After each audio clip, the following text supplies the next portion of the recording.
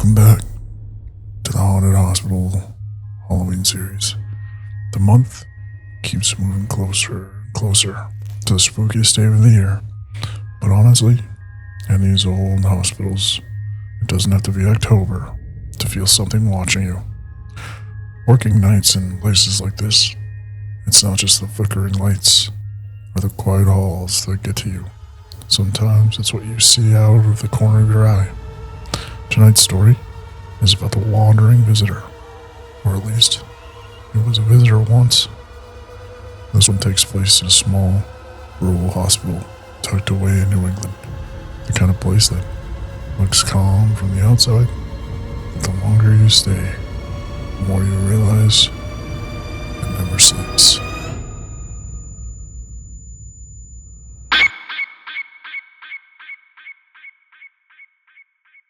You can always tell when a hospital's old. The smell gives it away. A mix of floor cleaner, old plaster, sanitation wipes, and a hint of mold. Something that never quite washes out. Age, memory, or history. This one sat in the middle of nowhere, a small critical access hospital in rural New England. I was there on a travel contract. It was the middle of autumn, right as the nights started to get longer and the fog stayed later. The place looked straight out of a Washington Irving novel. Very Sleepy Hollow-esque. 2 stories tall, brick facade, ivy plants climbing the sides, and the roof looked like it had been patched and repatched for decades. The kind of hospital that was built when people still smoked in the waiting rooms. At night, it was silent. There were no visitors after 9, barely any staff after midnight. They shut most of the lights off to save power. Just that faint red glow of exit signs and the hum of the emergency lighting that flickered along the corridors. The air always felt cool, dry, and still. You could hear the building breathe. Pipes knocking, the vents hissing, an occasional echo of a door shutting somewhere you didn't remember anyone going. It was around 1 a.m. when I saw him first. I was heading to the nurse's lounge. For some odd reason, it was on the opposite side of the hospital, down a long corridor that cut past radiology and the old OR wing.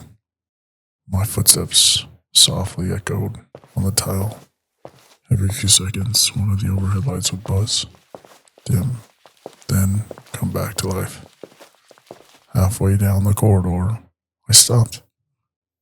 At the far end, under one of those red exit signs, someone was standing.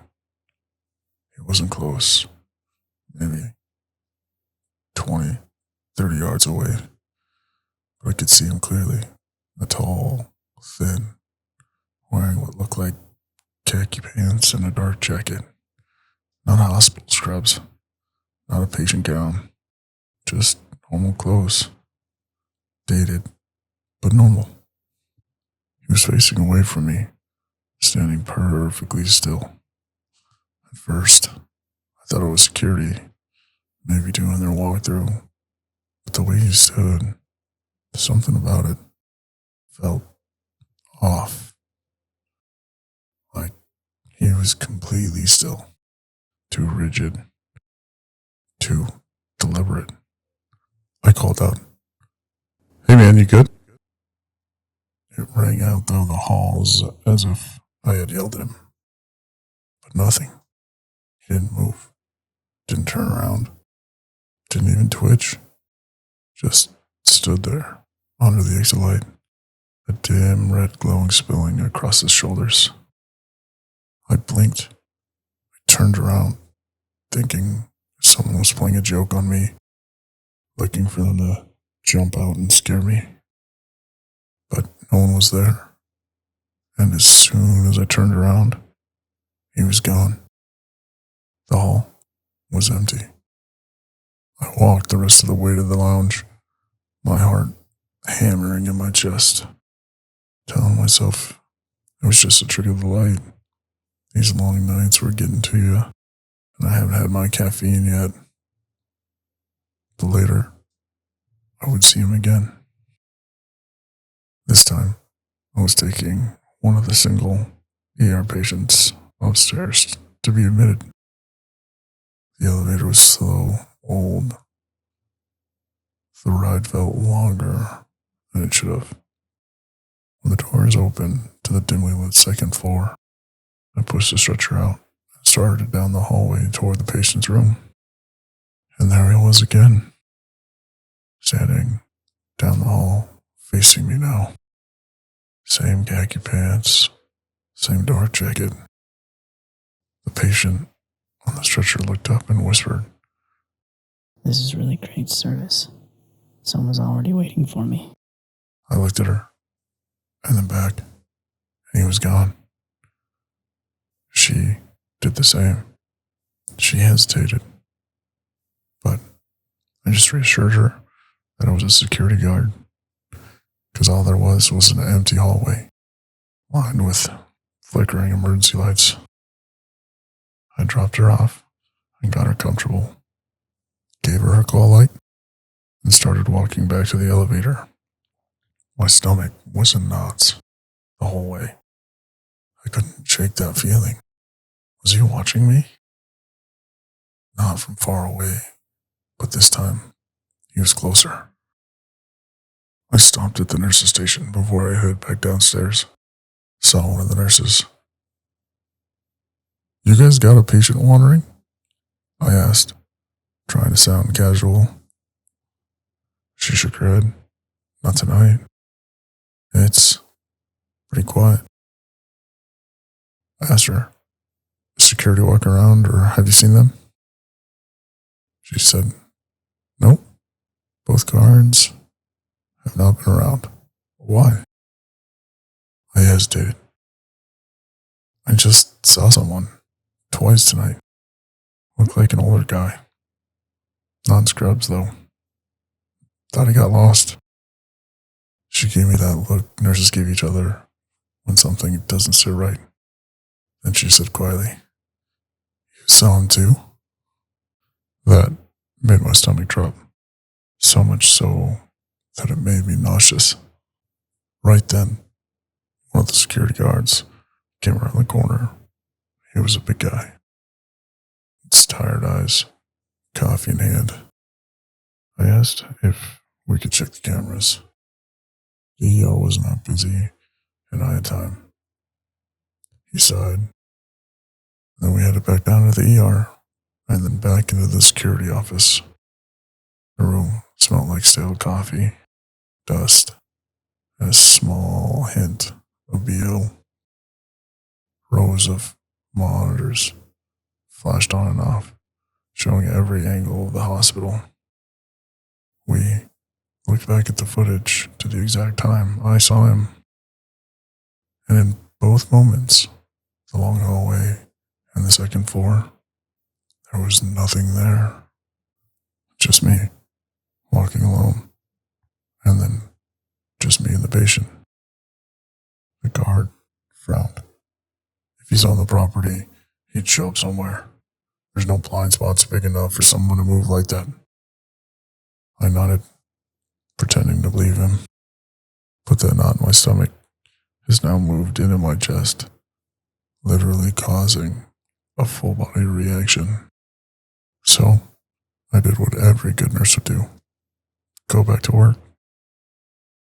Hours passed. The hospital grew quieter, darker. Tonight, there was no moon. Fog started rolling in earlier. The clock ticked slowly toward 4 a.m. I started to nod off, my eyes growing heavier and heavier. I had to get up and move around, try and catch that night shift second wind. So, I went for a walk to the lobby. It was well lit. Safer. At least, I thought so. As I walked around the empty lobby, no staff or visitors. I tried fighting off the fatigue when, out of the corner of my eye, I saw movement right outside my head, snapping the location of the faint shadow. And to my relief, nothing was there. My eyes and my imagination are really screwing with me tonight, I thought. But not a second later, I start to hear footsteps from the opposite direction, coming from the hallway that leads to the rest of the hospital.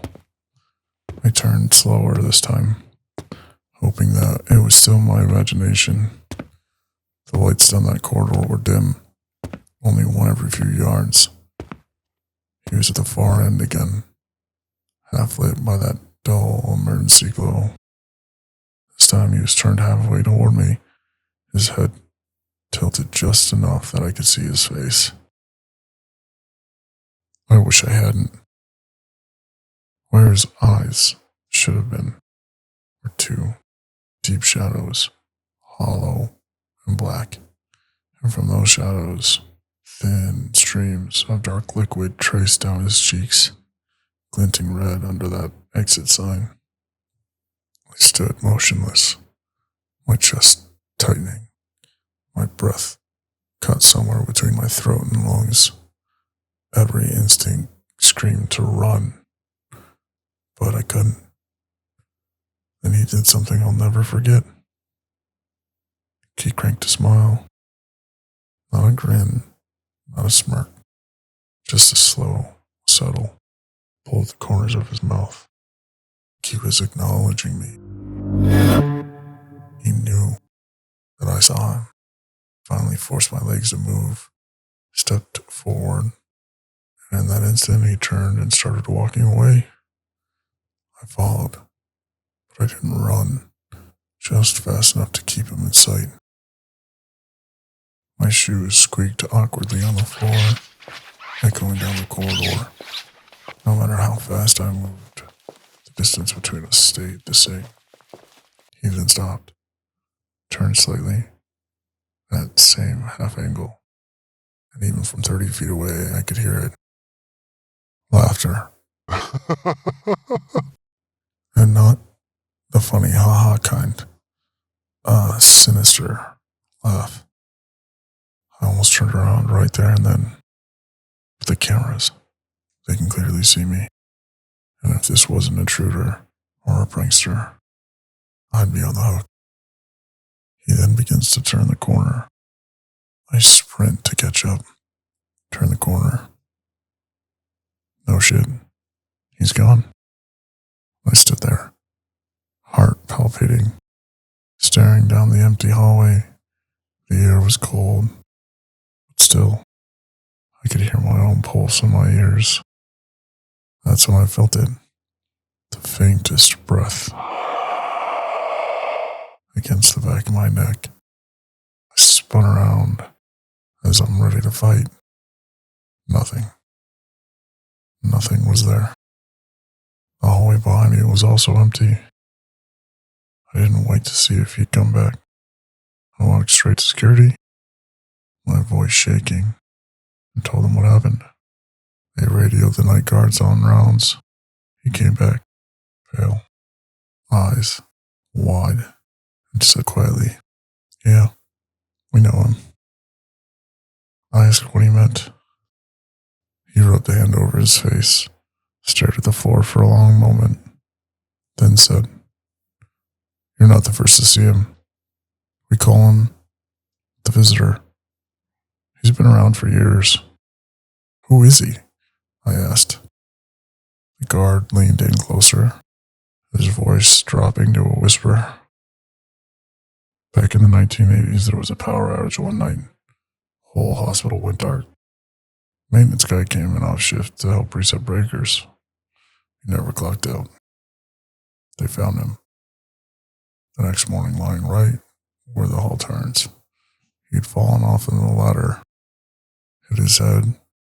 He was found, eyes open, face torn up from the fall, blood everywhere.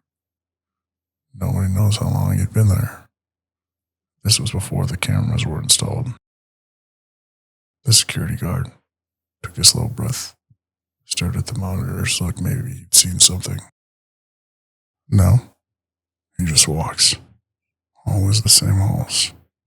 Always stops under the red exit light. And if you see his face, he didn't finish that sentence. And I didn't need him to. The next night I took my break in the ER. I didn't go near the hallway again. But sometimes, when the light's flickering and everything goes still, I swear I can feel him watching from the dark. And if I listen hard enough, I can almost hear the faint sound of his laughter echoing down the hall.